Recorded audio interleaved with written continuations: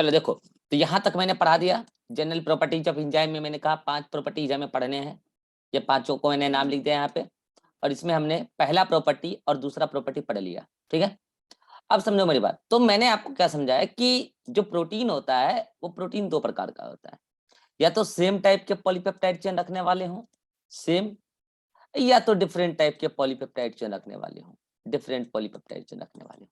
ठीक है, अब मैं आपको एक बात बताता हूं बच्चों, ये तो प्रोटीन की बात हुई कि प्रोटीन सेम टाइप के पॉलीपेप्टाइड रखने वाले होते हैं और डिफरेंट टाइप के पॉलीपेप्टाइड चेन रखने वाले होते हैं। तो उसको आप बोल सकते हो कि एक टाइप का प्रोटीन है तो मोनोसिस्टोनिक प्रोटीन और पॉलीसिस्टोनिक प्रोटीन। एंजाइम हमेशा एक से अधिक पॉलीपेप्टाइड चेन रखता है, फर्स्ट वन। एंजाइम हमेशा एक से अधिक पॉलीपेप्टाइड चेन रखता है, फर्स्ट वन। और वो एक से अधिक जो पॉलीपेप्टाइड चेन रखता है वो सेम काइंड के भी हो सकते हैं, डिफरेंट काइंड के भी हो सकते हैं। बट प्रोटीन जो होता है वो एक सिंगल पॉलीपेप्टाइड चेन का भी होता है। ये बात मैंने आपको प्रोटीन में भी बताया था, जिसको आप मोनोमेरिक प्रोटीन कह रहे थे, याद करो। मोनोमेरिक प्रोटीन और पॉलीमेरिक प्रोटीन, ये दोनों पॉलीमेरिक प्रोटीन है और ये मोनोमेरिक प्रोटीन है। कभी भी मोनोमेरिक प्रोटीन से एंजाइम नहीं बनता है, पॉलीमेरिक प्रोटीन से एंजाइम बनता है। हाँ, वो हो सकता है कि पॉलीसिस्टोनिक हो और मोनोसिस्टोनिक हो। जैसे मैंने भी कहा कि एंजाइम अगर सेम काइंड के पॉलीपेप्टाइड चेन रख रहे हैं मगर एक से अधिक, एक एंजाइम में एक से अधिक पॉलीपेप्टाइड चेन होता है, ध्यान रखना, घने सारे पॉलीपेप्टाइड चेन होते हैं, तब जाके बनता है एंजाइम। और डिफरेंट हुआ पॉलीपेप्टाइड चेन तो पॉलीसिस्टोनिक से मतलब मोनोसिस्टोनिक। बट दोनों, चाहे वो पॉलीसिस्टोनिक एंजाइम हो, मोनोसिस्टोनिक एंजाइम हो, दोनों ही पॉलीमेरिक प्रोटीन से बने हैं, ना कि मोनोमेरिक प्रोटीन से। मोनोमेरिक प्रोटीन एंजाइम बनाता ही नहीं है, राइट, फर्स्ट वन। दूसरा एक सवाल आता है, एकदम आसान सा सवाल है, फिर भी बच्चे गलत करते हैं एकदम। क्वेश्चन सुनो ध्यान से। Enzyme exist in which configuration of protein? Option है primary, secondary, tertiary, all. Primary, secondary, tertiary, quaternary, all. लो चारों बता दिया मैंने, primary, secondary, tertiary, quaternary, all. Enzyme protein के किस कॉन्फ़िगरेशन में एग्जिस्ट करते हैं? आंसर बताओ। सेकेंडरी। सेकेंडरी। बाकी का आंसर क्या है?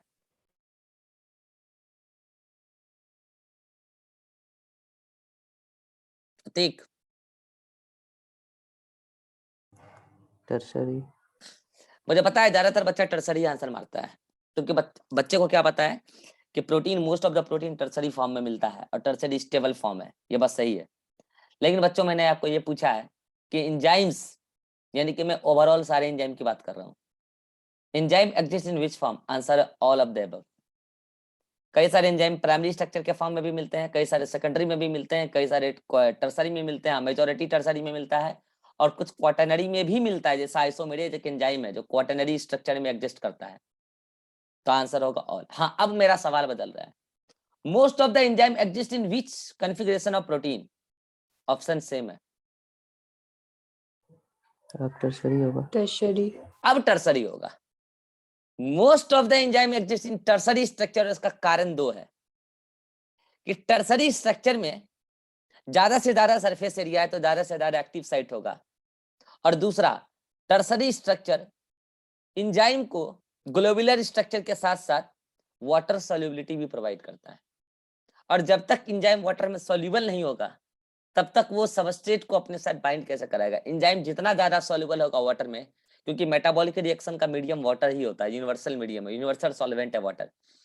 तो जब तक एंजाइम खुद वाटर सॉल्युबल नहीं होगा तो मेटाबॉलिक रिएक्शन में कैसे वो रिएक्शन को अल्टर करेगा, कैसे वो रिएक्शन को इफेक्ट करेगा? तो टर्सरी स्ट्रक्चर में पाए जाने का सिग्निफिकेंस ये है मोस्ट ऑफ द एंजाइम का, कि वो ग्लोबुलर स्ट्रक्चर उसको मिला जो कि स्टेबल स्ट्रक्चर भी है, और दूसरी बात सरफेस एरिया ज्यादा है, तीसरी बात कि वो वाटर सॉल्युबिलिटी प्रोवाइड करता है एंजाइम्स को। तो ये मैंने दूसरी प्रॉपर्टी को भी कंप्लीट किया। ठीक है, अब आप ये सब देखो, आप पढ़ना है यहाँ पे। अच्छा, अगर मैं साइज की बात करूं, लार्ज साइज तो बोल दिया, लेकिन ये लार्ज कितना लार्ज? तो आप सॉल्यूशन पढ़ते होंगे, 3 टाइप का सॉल्यूशन होता है, पढ़ते हैं कि नहीं? ट्रू सॉल्यूशन, कोलाइडल और सस्पेंशन, ऐसा कुछ पढ़ते हैं। बीच का जो सॉल्यूशन होता है, बीच का जो साइज वाला होता है कोलाइडल। तो कोलाइडल नेचर का जो पार्टिकल होते हैं सॉल्यूशन में, जो कोलाइड पार्टिकल होते हैं, उस साइज के रेंज का एंजाइम होता है। ये भी एग्जाम में आपसे पूछा जा सकता है कि एंजाइम ठीक है लार्ज साइज के होते हैं, मगर उसका कंपैरिजन कीजिए ना, कितना लार्ज, कितना लार्ज, तो इतना लार्ज जितना लार्ज कोलॉइडल सॉल्यूशन में कोलॉइड पार्टिकल होते हैं, उतना लार्ज। बाकी सारी बातें यहाँ पे लिखी हुई है, अब पढ़ लेना। ये सारा फर्स्ट पॉइंट है, ये रहा सेकंड पॉइंट। सेकंड पॉइंट के बारे में भी सारी बातें यहाँ लिखी हुई है। इवन रुबिस्को नाइट्रोजिनेज और साइटोक्रोम ऑक्सीडेज, जो साइटोक्रोम A1 A3 होता है ना, उसको एक साथ मिला के कहते हैं साइटोक्रोम ऑक्सीडेज, ठीक है। उस तीनों के बारे में भी यहाँ पे डिटेल लिखा हुआ है, अब देख लो। फिर ये भी लिखा हुआ है कि एंजाइम पॉलीपेप्टाइड चेन है जो कि प्राइमरी, सेकेंडरी, टर्सरी, क्वाटरनरी सारे स्ट्रक्चर के फॉर्म में मिलता है, ठीक है। और मेनली टर्सरी में मिलता है, ये बात सच है। और कुछ एंजाइम क्वाटरनरी में भी मिलते हैं, जैसे फ्यू एंजाइम, जैसे आइसोजाइम। तो ये तो क्या हुआ, मैंने दूसरी प्रॉपर्टी को समझाया कि enzymes are proteinaceous in nature. तीसरा पॉइंट है, तीसरे पॉइंट पे मैं आगे बढ़ूं उससे पहले अगर दूसरे पॉइंट तक कोई दिक्कत है तो पूछ सकते हो। दूसरे पॉइंट तक अगर कोई दिक्कत है तो पूछ सकते हो। नहीं है? तीसरा पॉइंट है स्पेसिफिसिटी। एंजाइम स्पेसिफिसिटी दिखाता है फॉर तीन चीजों के लिए, सबस्ट्रेट, टेम्परेचर एंड पीएच। अभी वाले लेक्चर में हम एटलीस्ट दो का स्पेसिफिसिटी देख लेते हैं, सबस्ट्रेट और टेम्परेचर का। तो हमारा फर्स्ट पॉइंट है specificity of enzyme towards substrate. अब समझना, यहाँ पे दो टाइप के कंसेप्ट हैं, एक है फर्जी कंसेप्ट और एक है रियल कंसेप्ट। मैं आपको पढ़ा देता हूँ पहले फर्जी कंसेप्ट और फिर मैं उसको काट दूंगा। ये क्यों बता रहा हूँ, कई सारी किताबों में भी लिखा मिलेगा और कई सारे मास्टर लोग भी पढ़ा देते हैं, गलत है, वाहियात कंसेप्ट है, ऐसा कोई कंसेप्ट ही नहीं होता है। क्या बोलते हैं, सुना ध्यान से, कहते हैं कि ये एंजाइम है ना, देखो इधर, ये एंजाइम बनाया, ये एंजाइम बनाया टर्सरी स्ट्रक्चर, और कहते हैं कि इस एंजाइम में ये बॉक्स है, मतलब ये पॉकेट है जिसको एक्टिव साइट वो कह रहे हैं, ठीक है, ये एक्टिव साइट है। और कहते हैं कि इसके सामने दो टाइप का सबस्ट्रेट आया, एक ये सबस्ट्रेट आया और एक ये सबस्ट्रेट आया। सुना ध्यान से, सबका नाम लिख देता हूं मैं। कह रहे हैं कि ये एंजाइम है, ये एंजाइम है और ये एंजाइम का एक्टिव साइट है, ये है एक्टिव साइट, एएस मतलब एक्टिव साइट, ओके। और कह रहे हैं कि आपके सामने दो सबस्ट्रेट है, सबस्ट्रेट 1 और सबस्ट्रेट 2। और फिर वो क्या बताते हैं कि ये सबस्ट्रेट 2 यहाँ पे बाइंड कर सकता है एक्टिव साइट के साथ और वो रिएक्शन को प्रोसीड कर सकता है, लेकिन सबस्ट्रेट 1 बाइंड नहीं कर सकता है। यहां तक भी कोई दिक्कत नहीं है। फिर वो इसका रीजन क्या देते हैं, रीजन देते हैं क्योंकि एक्टिव साइट का कॉन्फ़िगरेशन सबस्ट्रेट के कॉन्फ़िगरेशन से मैच कर रहा है, कंपैटिबल है, इसीलिए सबस्ट्रेट 2 एक्टिव साइट पे बाइंड करेगा। और ये सबस्ट्रेट 1 का कॉन्फ़िगरेशन एक्टिव साइट के कॉन्फ़िगरेशन से मैच नहीं कर रहा है, इसलिए वो वहां पे बाइंड नहीं करेगा। इसलिए ये एंजाइम सबस्ट्रेट 2 के लिए स्पेसिफिक है, सबस्ट्रेट 1 के लिए नहीं है।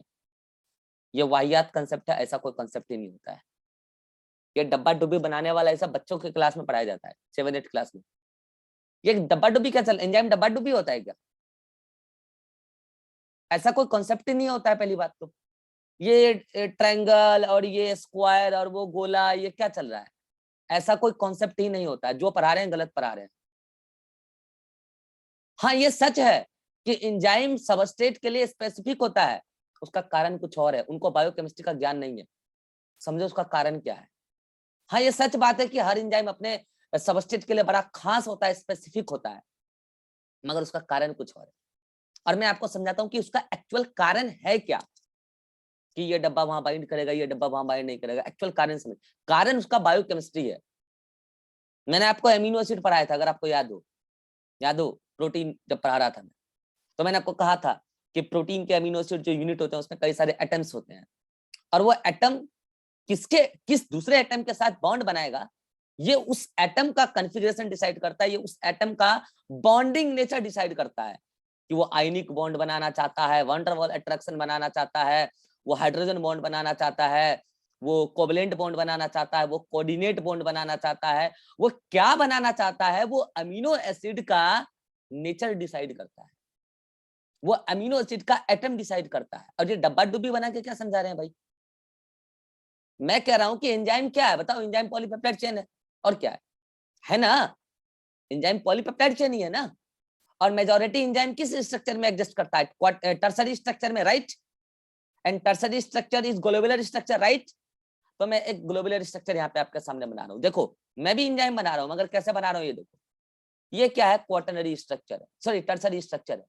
ये क्या है? टर्सरी स्ट्रक्चर है और यही एंजाइम है। अब सुना ध्यान से, इस एंजाइम में भी एक्टिव साइट है। अब मैं आपको एक्टिव साइट दिखाता हूँ। ये देखो, ये जो पॉकेट आपको दिख रहा है ना, खांच, ये एक एक्टिव साइट है। ये दूसरा एक्टिव साइट है, ये तीसरा एक्टिव साइट है, ये चौथा एक्टिव साइट है, पांचवा, छठा, सातवां, आठवां, नौवां, 10वां। यानी कि इस एंजाइम में टोटल 10 एक्टिव साइट है। मैंने कह दिया सपोज दैट कि this is the active site number 1।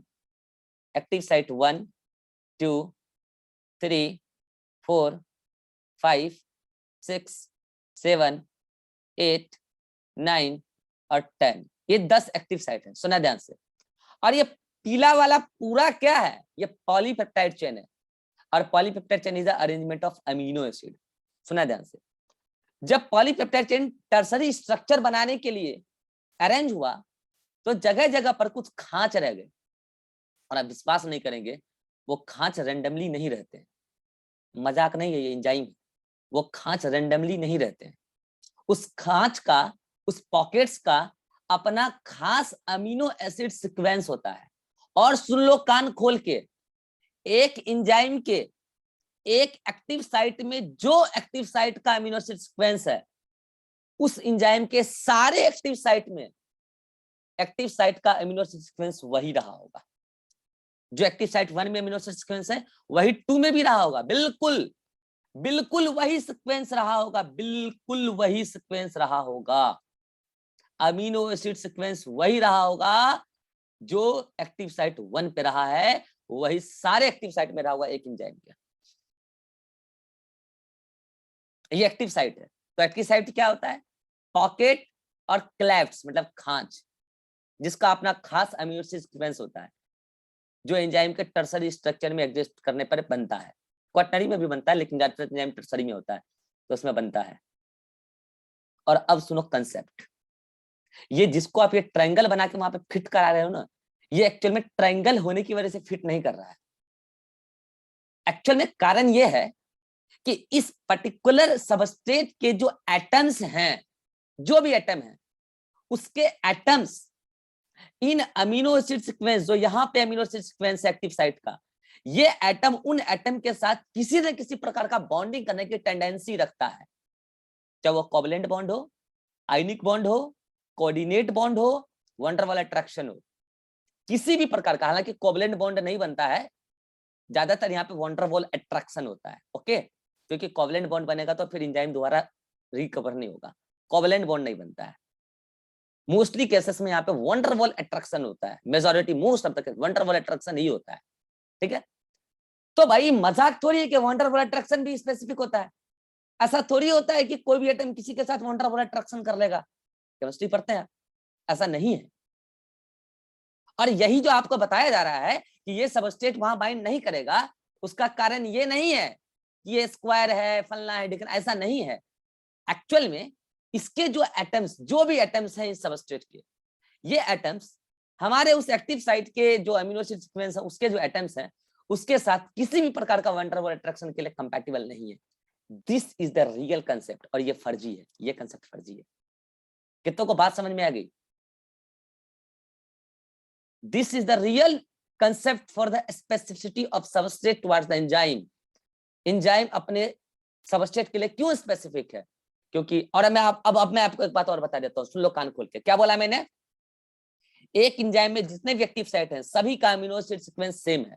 तो जाहिर सी बात है, अगर यही वाला सबस्ट्रेट यहां बाइंड कर रहा है, तो यही वाला सबस्ट्रेट यहां भी करेगा, यहां भी करेगा, यहां भी करेगा। हर एक्टिव साइट पे वही सबस्ट्रेट का दूसरा मॉलिक्यूल बाइंड करेगा, राइट?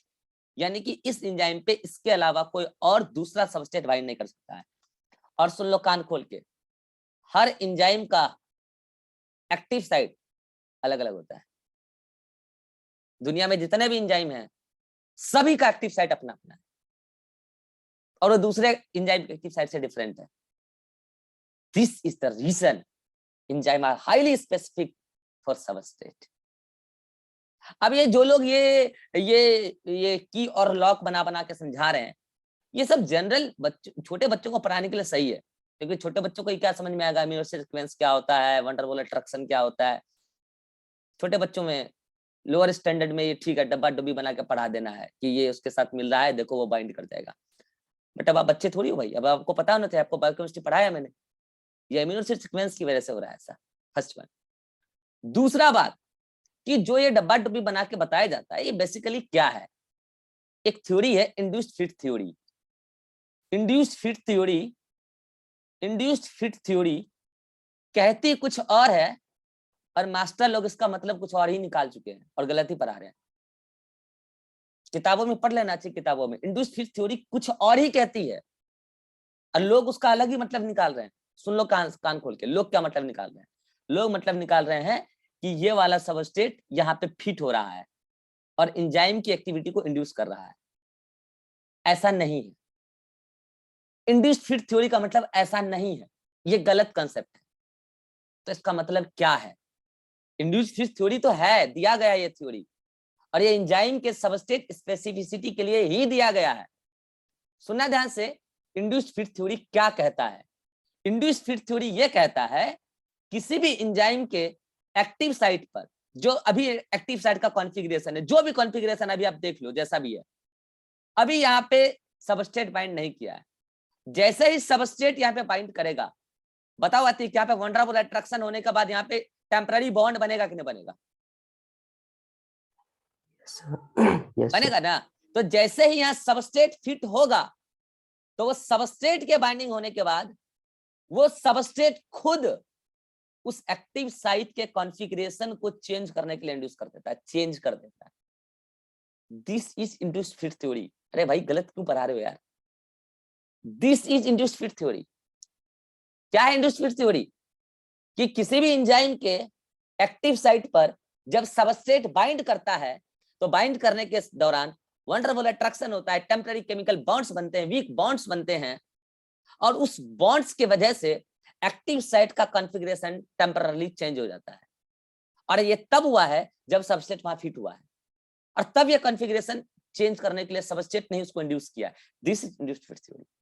और जब सबस्ट्रेट वहां पे प्रोडक्ट में कन्वर्ट हो जाएगा, सबस्ट्रेट वहां बाइंड किया, फिर वहीं पे वो प्रोडक्ट में कन्वर्ट होता है। कैसे होता है आगे बताएंगे एंजाइम के एक्शन में। सबस्ट्रेट प्रोडक्ट में कन्वर्ट हो गया, फिर वहां से प्रोडक्ट रिलीज हो जाएगा, फिर जब वो प्रोडक्ट रिलीज हो जाएगा तो एक्टिव साइट जैसा था वैसा ही हो जाएगा, जैसा था वैसा एज इट इज। तभी तो एंजाइम दोबारा रिकवर हो सकता है, दोबारा यूज हो सकता है। This is induced fit theory. अब समझ में आयो? और अब समझ में आयो कि स्पेसिफिसिटी फॉर द सबस्ट्रेट का कारण क्या है? कारण specific sequence of amino acid है। और इंड्यूस्ड फिट थ्योरी क्या कहती है, अब समझ में आया?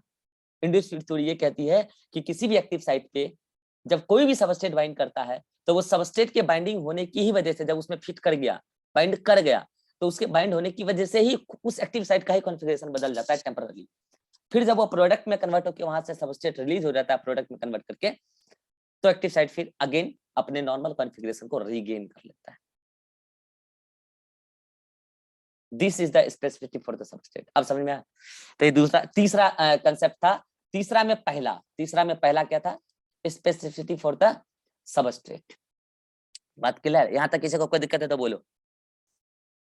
Atiq? No Rajeshwari? No sir. Drishti? No sir. चलिए नेक्स्ट कंसेप्ट है, छोड़ दे क्या? इवनिंग में ले लें अब क्लास? चलो इवनिंग में ले लेते हैं अब, ठीक है? तो अब देखो यहां तक पढ़ लेना नोट्स में, अभी नोट्स पढ़ो, इवनिंग में एक साथ हम एनसीईआरटी में लगा देंगे, ठीक? अभी आप क्या करो, यहां तक पढ़ के रख लो, यहां तक देखो। यहाँ पे तो एग्जाम्पल भी दिया है कि हर एंजाइम अपने सबस्ट्रेट के लिए खास होता है। जैसे कई सारे एंजाइम आएंगे, सक्सिनिक डिहाइड्रोजनेज एंजाइम है, ये केवल सक्सिनिक एसिड से ही बाइंड करेगा। अभी आपको एक एंजाइम बताया था पायरुवेट डिहाइड्रोजनेज कॉम्प्लेक्स, वो केवल पायरुविक एसिड से ही बाइंड करेगा, और उसका कारण वो डब्बा डुब्बी नहीं है, उसका कारण है कि सक्सिनिक डिहाइड्रोजनेज एंजाइम के जो एक्टिव साइट्स हैं उसका जो एटम्स है अमीनो एसिड का, वो केवल और केवल सक्सिनिक एसिड यानी कि सक्सिनेट के एटम के साथ ही वॉन डेर वाल अट्रैक्शन कर सकता है और किसी के साथ नहीं कर सकता है। ऐसा ही पाइरुवेट डिहाइड्रोजन कॉम्प्लेक्स, इसका जो एक्टिव साइट है, वो एक्टिव साइट का जो एटम है अमीनो एसिड सीक्वेंस का, वो केवल और केवल पाइरुविक एसिड के एटम के साथ ही वॉन डेर वाल अट्रैक्शन कर सकता है और किसी के साथ नहीं कर सकता है, इसलिए वो स्पेसिफिक है। ऐसे दुनिया के हर एंजाइम अपने सबस्ट्रेट के लिए स्पेसिफिक है।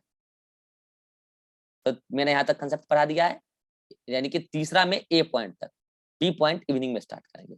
चलिए मिलते हैं इवनिंग में, बाय बाय।